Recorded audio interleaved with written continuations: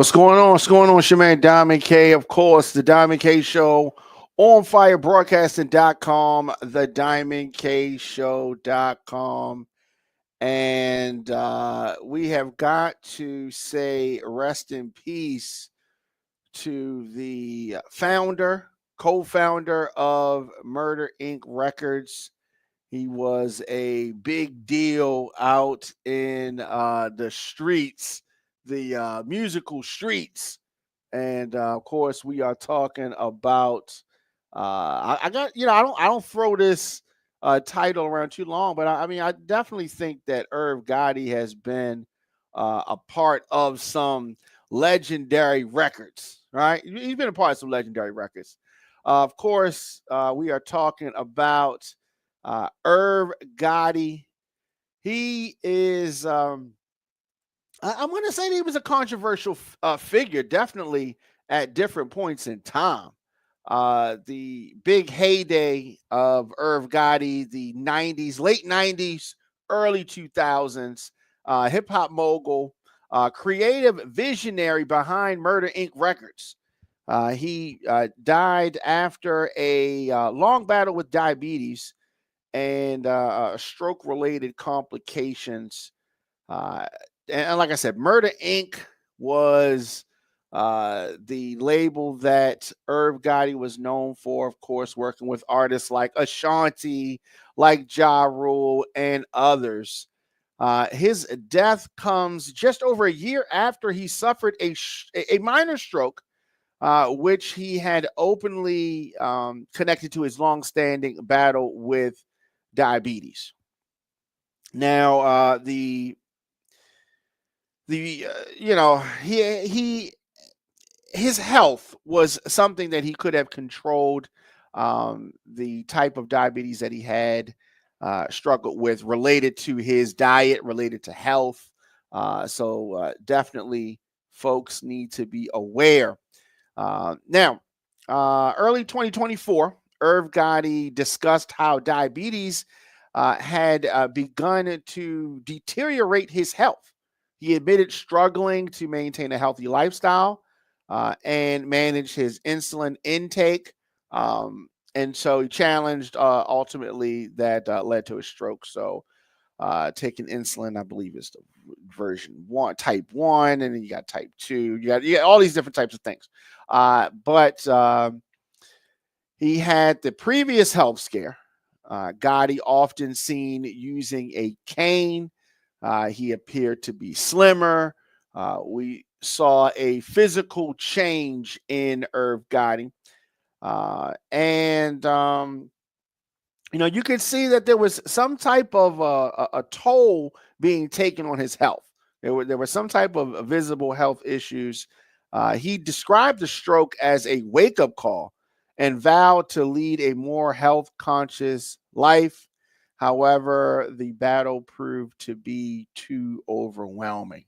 So Irv Gotti, born Irving Domingo Lorenzo Jr., Gotti was raised in Hollis, Queens. This is a neighborhood with very deep-rooted hip-hop culture ties. We're talking about Hollis, Queens. We're talking about Run DMC. Folks like that. Grew up in a household of 8 siblings. Developed an early passion for music, inspired by local legends like LL, like Run DMC. And a lot of folks from Queens was a little different. They a little bit different. Definitely proud of their neighborhood. And so the early 90s, Irv Gotti began his career as a DJ. I'm sure folks knew that. Thought folks knew that. Began his career as a DJ and a producer. So he grinded on the underground scene. Had a big break in 1995 with Mike Geronimo, Shit's Real. So for my underground hip hop folks, Shit's Real, Mike Geronimo, that was a big record in the underground scene. That was a big record. Good time. So that success led him to Def Jam And of course, we know Def Jam, one of the biggest labels, biggest hip hop labels ever. Um, and Irv went to work with artists like Ashanti, like Ja Rule. And so, but doing productions, he, did production with Rough Riders, did production with Jay-Z. Uh, Murder Inc., founded in 1999. This was distributed by Def Jam. And it became a powerhouse label for hip hop, for R&B. Label's breakout success came with Ja Rule, of course, who blended rap and the singing hooks. Remember songs like Always on Time, which featured Ashanti. Irv Gotti had an ear for music, definitely crossover. So he was doing kind of commercial production, R&B production, and putting rappers over top of that. Gotti had that crossover appeal. So it was further solidified when he signed Ashanti. Her 2002 self-titled debut album went multi-platinum, earning a Grammy. Under Gotti's leadership, Murder Inc. dominated the early 2000s. So some of these chart-topping singles, Foolish by Ashanti, What's Love, featuring Fat Joe, Ashanti, Ja Rule, Living It Up by Ja Rule.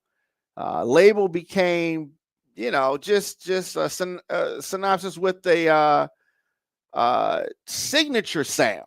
So it blended that street sensibilities, street lyrics with mass appeal. And Irv Gotti, at the time, early 2000s, was a very sought-after producer and remixer, working with Jennifer Lopez. But in 2003, right when the Murder Inc. was, I don't know if they was as high as they could go, but they could have probably gone higher. But you had this very serious hurdle. His brother, Chris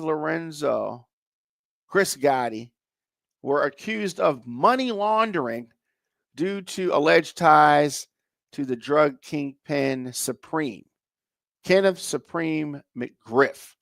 So there was a highly publicized trial. They were acquitted in 2005, but the investigation left a lasting impact on the label and their success.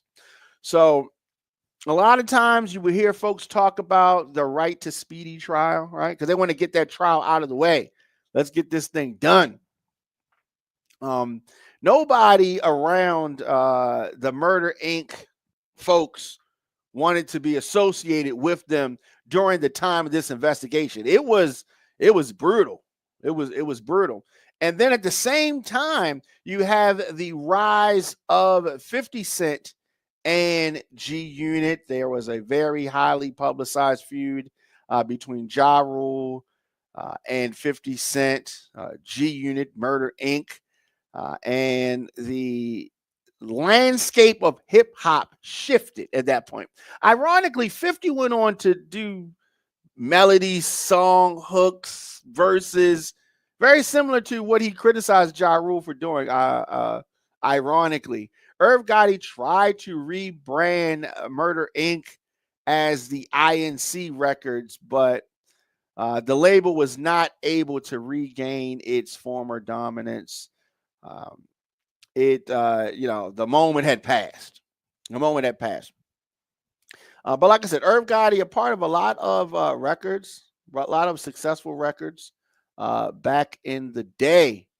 I used to play a lot of these records in the record store. I'm talking about Mike Geronimo. I'm thinking back to Mike Geronimo and some of those early days. This was a good time for hip hop, DMX, Rough Riders. There was a lot. That late 90s movement, that resurgent movement for Def Jam, that that was really the last time the Def Jam was really, really popping like that. That late 90s run, Irv Gotti contributions to hip hop undeniable. From launching a career of artists like Ja Rule, like Ashanti, reshaping the sound of the late 90s and the early 2000s, his impact will be felt for generations. He was cocky, he was arrogant, but he was definitely hip hop. And despite the legal battles, despite the health struggles, Irv Gotti will remain a pioneering force that pushed the creative boundaries until the very end. Definitely want to say rest in peace to Irv Gotti. Of course, fans, artists, industry peers, family members are mourning the loss of a true innovator whose vision changed the face of music. His legacy is going to live on through the timeless hits that he helped to create. And of course, the lasting legacy of Murder Inc. Records. Now, 50 Cent, right? We talked a little bit about the feud between Irv and Ja Rule and 50 Cent and his crew. 50, I guess, can't help but be 50, right? He's got to play the character of 50 Cent at all times, for good or for bad. And so when the stroke was announced, this second stroke, so he had a minor stroke last year, and then this stroke that eventually led to the demise of Irv Gotti. When that happened, Irv was on life support, and 50 in normal 50 Cent actions, trolled him, took shots, and even since he's passed, 50 has trolled and taken shots. I'm not going to really get into the details of it, but I think I really wish that 50 would at times, kind of pull back a little bit, but you can't expect 50 Cent to do that. I mean, you can expect it, but it's not going to happen probably. So some folks, coming down on him, criticizing him for that.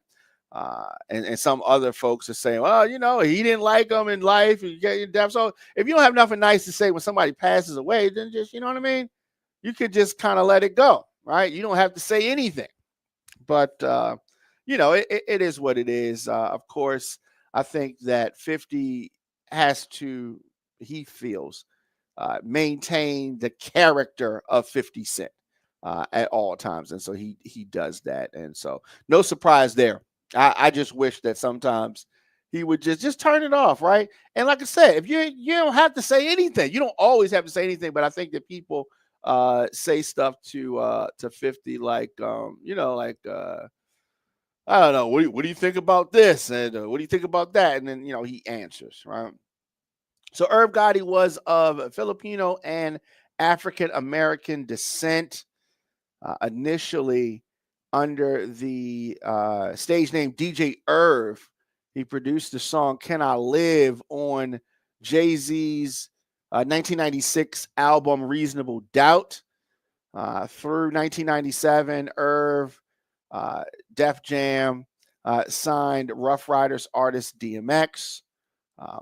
Irv also, as an executive producer, oversaw DMX's first studio album, the legendary It's Dark and Hell is Hot, which was released in 1998. That was a monster album. Monster. It was, you talk about the hottest thing in the streets. That was the hottest album in the streets at that time. 1998, we sold a ton of DMX first album.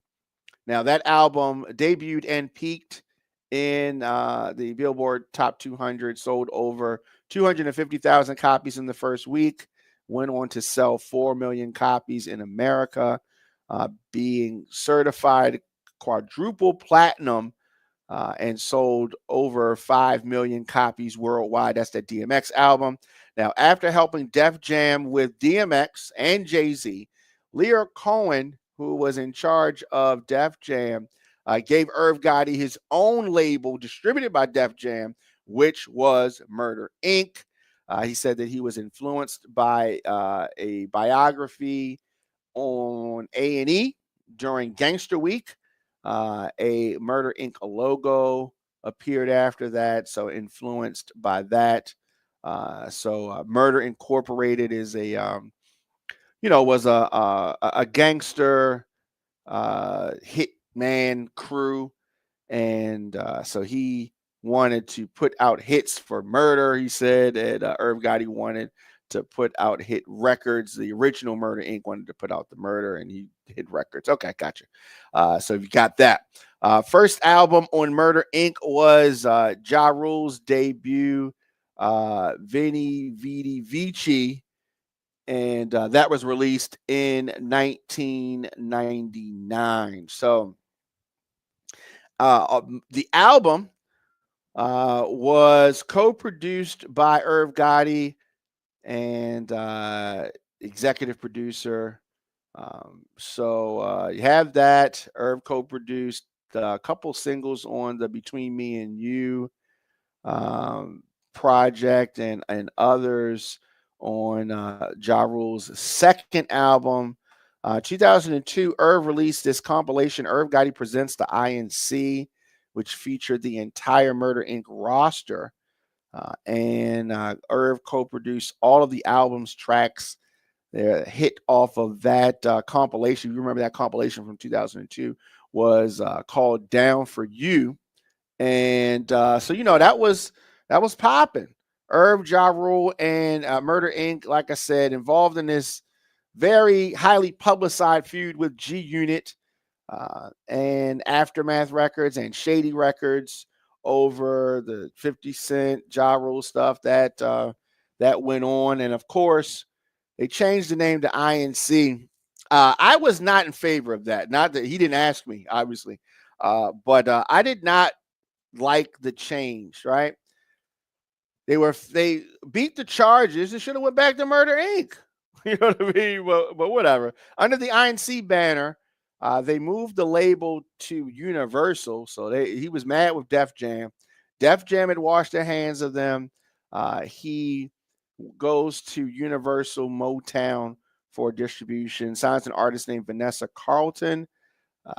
Gotti produced Carlton's third album, which was released in 2007 with Chanel Rock, Rick Rubin, Stephen Jenkins. But it didn't really go the way of the first, Murder Inc., collective. And by 2009, he was calling the label Murder Inc. again, but told Angie Martinez in May of 2009 that they were leaving Universal. In 2013, Murder Inc. was officially relaunched as an umbrella label under Irv Gotti's new label, which was called Visionary. But not too much came of that. The Visionary label, Visionary project, that kind of thing. And so, the really thing, the 50 Cent feud hurt Murder Inc. A lot, hurt Ja Rule the most. But that trial in 2003, where the NYPD raided the headquarters of Murder Inc., which was located at One Worldwide Plaza in Midtown Manhattan. The raid being part of an investigation into the connection between the Gotti brothers, the Lorenzo brothers, real name Lorenzo's, and Kenneth Supreme McGriff. Investigators believe that they used drug money supplied by Kenneth Supreme McGriff to launch Murder Inc. as a way to launder illegal funds. That was not the case, according to the investigation. And investigators also believe that the brothers helped Supreme launder drug money through the making of the 2003 film Crime Partners. I remember that. Now, although computers and documents were seized, no charges were immediately filed, no arrests were immediately made. The raid is actually dramatized in the music video for Ja Rule's Murder Reigns. You can check that out, on YouTube. And so the Gotti brothers had a history with Supreme that dated back to the early 90s. 50 Cent often said that Murder Inc. was being extorted by Supreme. And, who knows? That was something that was said in the streets. And, whether that was true or whether that was not true, publicly, Irv Gotti showed love for Supreme and, talked about that being like one of his best friends ever. In 2005, Irv Gotti and Chris surrendered to authorities in New York. They were officially charged with money laundering and conspiracy to launder money. And of course, any company didn't want anything to do with Murder Inc. During the trial, Irv Gotti was represented by Gerald B. Lefcourt. Chris Gotti was represented by Gerald Shargel. In 2005, Irv Gotti and Chris Gotti, the Lorenzo brothers, were acquitted of all charges.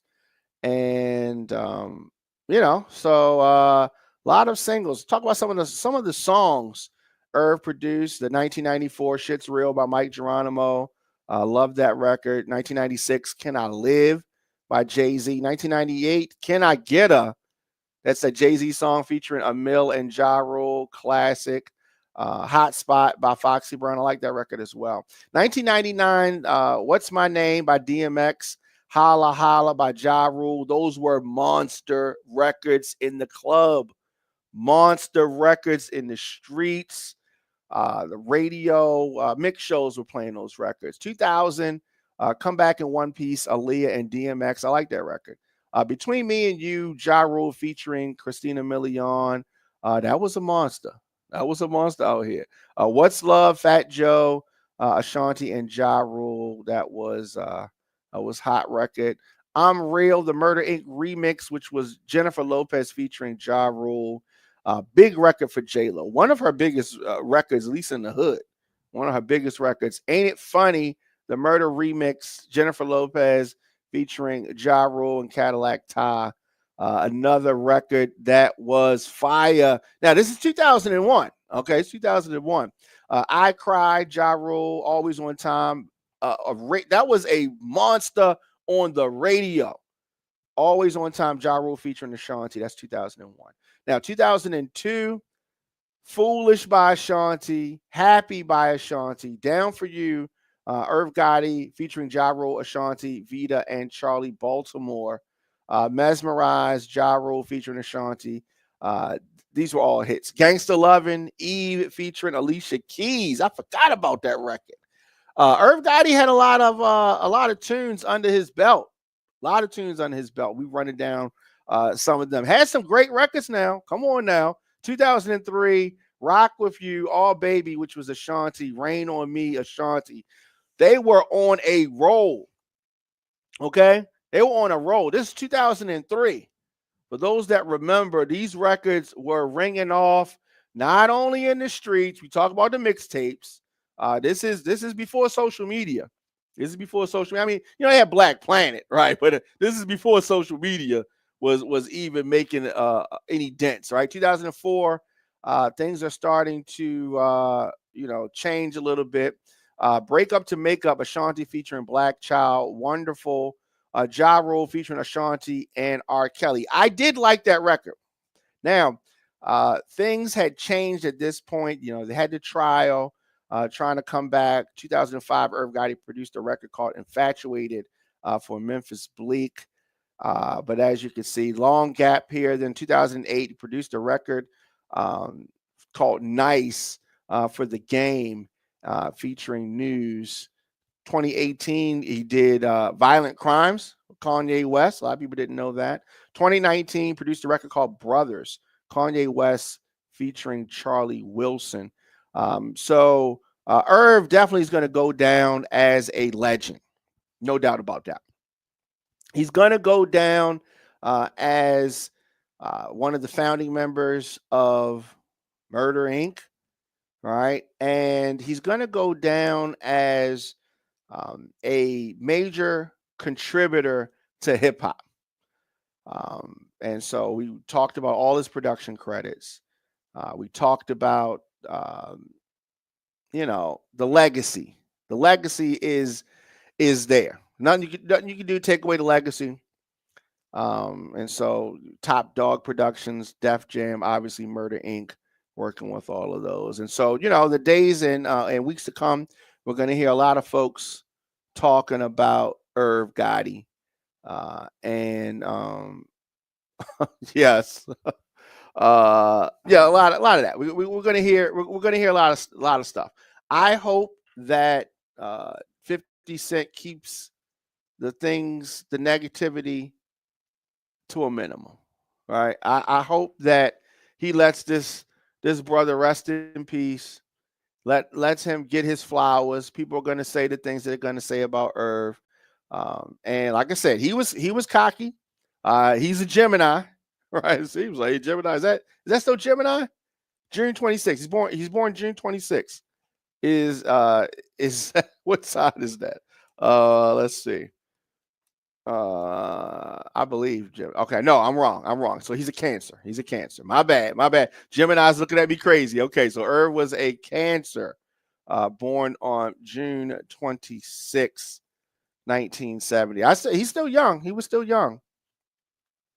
Just 54 years old, passing away February 5th, 2025. But still a legend regardless. Irv Gotti, definitely. Let me know your thoughts, of course, in the comment section.